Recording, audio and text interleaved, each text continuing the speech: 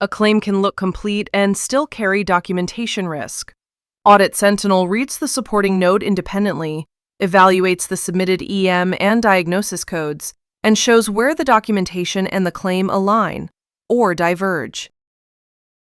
This demonstration uses a fully synthetic established patient note.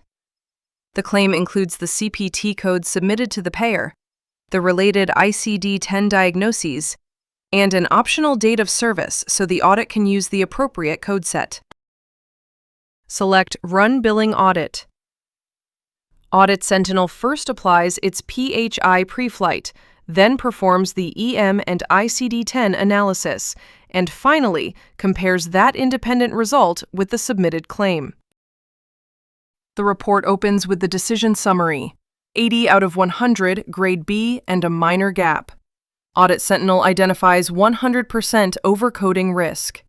The submitted 99215 is one level above the supported 99214, while both submitted diagnosis codes are valid and supported. The evidence sections separate what the claim got right from the issue that changed the grade. Audit Sentinel confirms the diagnosis codes and the established patient code family.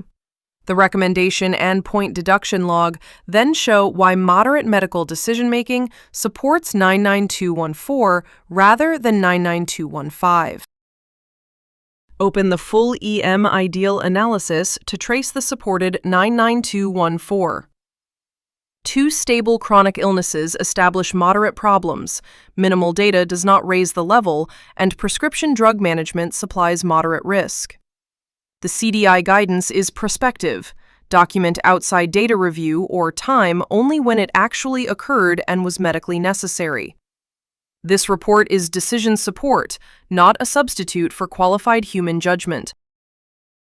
Audits button turns a submitted claim into a structured review conversation. Compare the code, inspect the evidence, and decide with a qualified reviewer. Explore Audit Sentinel and start a free trial at auditsentinel.ai.